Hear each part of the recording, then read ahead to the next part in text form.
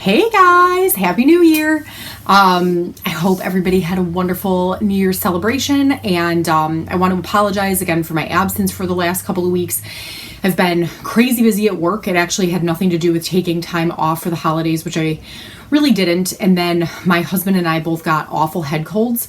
So today's video is a result of not having done anything last night. We were supposed to have fun plans in downtown Chicago and then plans with friends, and we just canceled both sets because we were like, don't really want to make the situation worse when we're both busy at work next week. So anyway, for everybody who's on the couch today, kind of marinating, I really hope that this video brings you a little bit of joy. So one of my most requested videos is a collection video, and I feel very lucky enough to say that I cannot fit my entire Chanel collection into one video, so I'm going to do it in parts. I don't think I'm going to do the next however many videos. I'm not going to do them straight through, but I would say in the next couple of months I'll make sure that I get the entire collection represented. So today I'm going to start with my most favorite color for a Chanel bag, which is black. And I have 7 bags to show you guys. A couple of them I've done videos on before, but I'm going to go through them again. I'm going to put the product code and the name of the bag as I describe each one. I'm not going to say them out loud because I think it's going to take kind of too much time. So just refer to the bottom of the screen for the product code for each bag. And yeah, so I figured I would start with black. And just so you know, I do have quite a bit of black, and it's not representative of how many bags I then have for every other color in the rainbow. It just happens to be that black is my favorite color for a Chanel bag, mainly because I think it's the most classic color. I think it's the most wearable color. I personally wear a ton of black all the time for work, and even in my personal life, it's just such an easy color to wear. And then obviously from a durability standpoint, you don't have the same fears about color transfer with a black bag that you do with something that's lighter in color. So without further ado, I'm going to get into these. I'll give you guys a little bit of backstory on each one of them as I kind of present them. And yeah, I just hope you enjoy, and I really hope you have a wonderful start to your 2017. So I'm going to do these in terms of size. The first black Chanel bag that I have here is the Square Mini. This little dude has the brushed gold hardware. I've fed his chain through the top, so it's kind of like safely in there. And this bag was purchased, I want to say, about a year and a half ago. And my little sister actually got it for me. She's kind of like an international traveler sort, and she bought it for me in Berlin. The price of this bag in US dollars is $2,700, and with the exchange rate and the refund, I think it was almost a third off. So I want to say that all in, it was about $2,000. Had I had more disposable income at the time, I probably would have bought another bag, but this is the smallest of my black collection. The material is lambskin here. As you can tell, it's super shiny, not pebbled at all, and it is a very light, really, really pretty gold hardware. Okay, so next bag,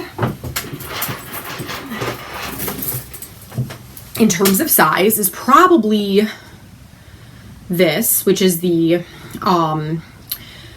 small boy bag, and this has kind of a brassy gold hardware.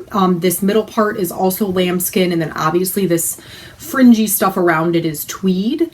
This is the smallest boy bag that I don't think they make an extra mini boy bag. So this is the smallest boy bag that you can buy, and I've done a reveal video on this guy before, and I'd say it's kind of about the same size as a rectangular mini. You stick it up next to the Square Mini, it's a little bit longer, but not substantially so. This is the most recent bag that I've added to my collection, and I bought it at the Saks down in Naples, and the price tag on it was $4,500. The price of a normal small boy, I believe, is $4,300, so there was like a little bit of an upcharge by virtue of the tweed and the chain detailing, which goes from front to back. So there's this guy and this guy.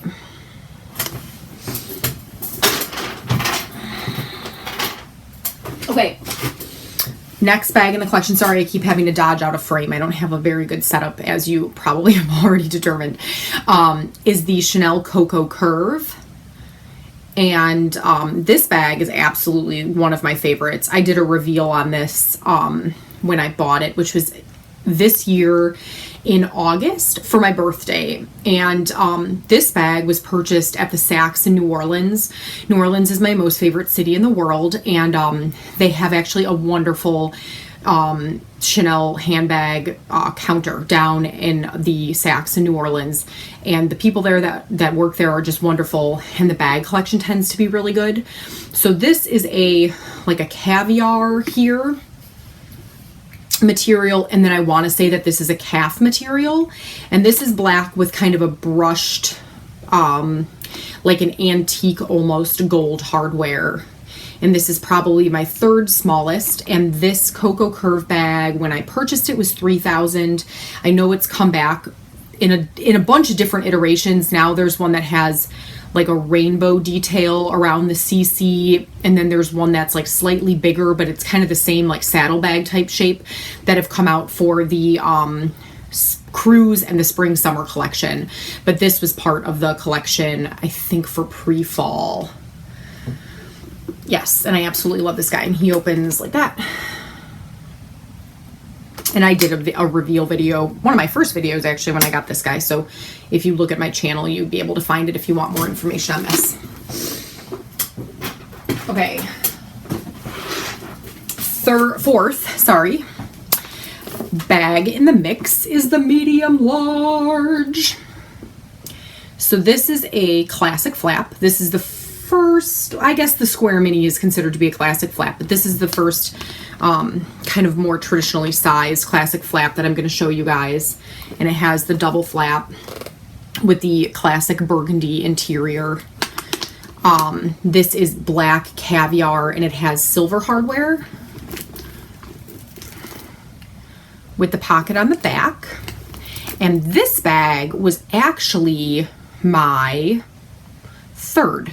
My first bag, which is the last bag I'll show you guys, was black. And then I purchased a wallet on a chain, and I thought I was done. And then I was like, no, I absolutely need to have a classic. So this was my first classic bag that I ever purchased. And I was going through, I keep my tags, and I was going through them. And when I bought this bag, it was $4,400. And now, of course, it's $4,900. So it's crazy what a difference a couple of years can make on the price for one of these guys. So that's my medium large. This isn't going to be like too much of a comparison, but I guess if you stick it next to the square mini, that's kind of what you're looking at in terms of a size comparison. Boink. Okay. The fifth bag in the mix is my most favorite bag, I think. I say that about every bag as I bring them out, but this is my Chanel Jumbo So Black in the chevron. Obviously, I totally missed the original So Black when it came out. I don't even remember if I was really into Chanel bags enough to know what was going on at the time. But for anybody who knows about it, the original Chanel So Black, I think, came out in 2009. And it's essentially this bag. This is lambskin with black, like just black hardware. And it came out in this exact same material combination, except for it was quilted. So it was probably like the biggest hit. I think it was popularized a lot by Kim Kardashian. I think she was like one of the first people that wore it. And every now and again, a So Black will pop back up again. I know last year or the year before, the Beverly Hills Chanel store got like 5 of them in for the holidays. I'm sure they were gone in like 25 seconds to the people that buy all of the great bags. But this is kind of like version number 2, which obviously isn't as exciting as version number 1, but I absolutely love this bag. This is a jumbo, and I bought this as part of the 2015 collection. So I think I got it like last February or March. and it's a double flap, but the inside is all black.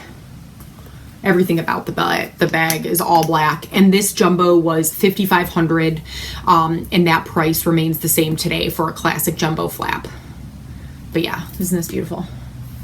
And chevron on the back.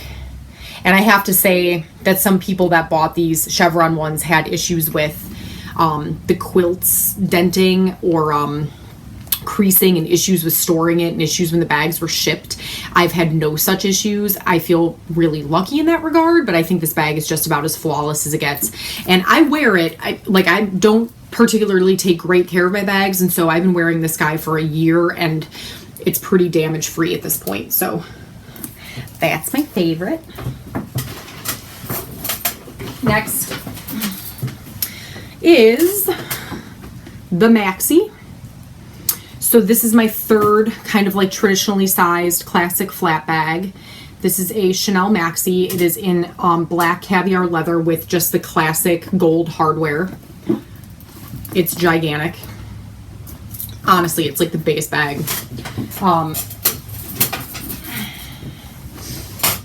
This is gonna be, that's kind of the size comparison between a jumbo and a Maxi.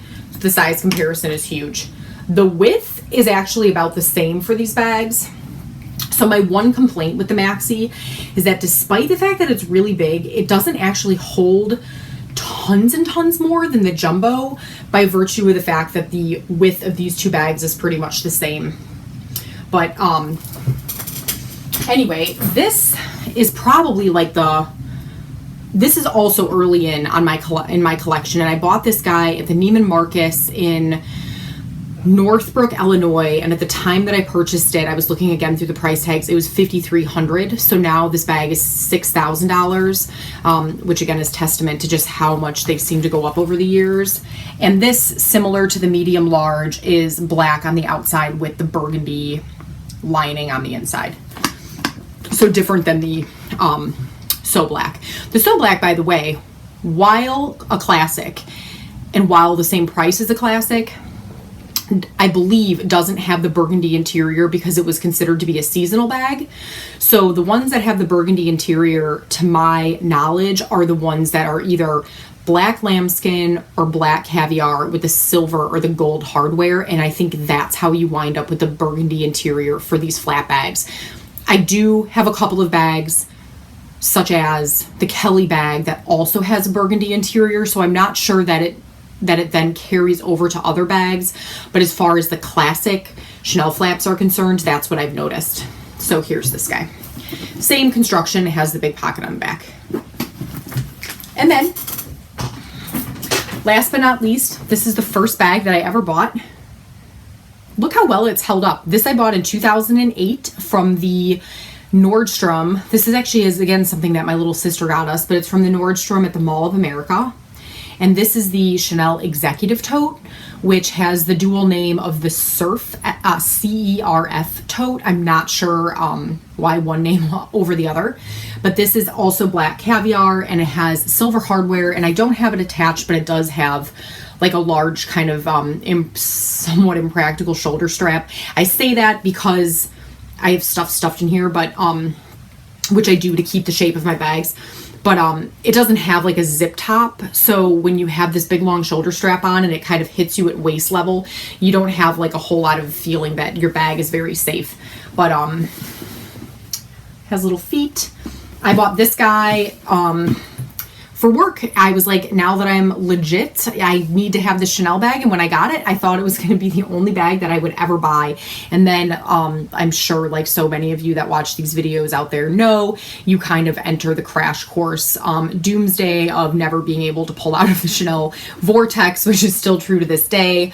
But it has tons of pockets on the inside. And this bag, when I bought it, was $2,400. And when it was discontinued, it was $3,400. And now there's kind of like an upgraded style. So again, the bags go up. So anyway, that is my reveal of the black Chanel bags that I have. I'll be kind of interspersing these collection videos over the next couple of months. But anyway, I hope you guys enjoyed it. Have a happy beginning to 2017. Thanks.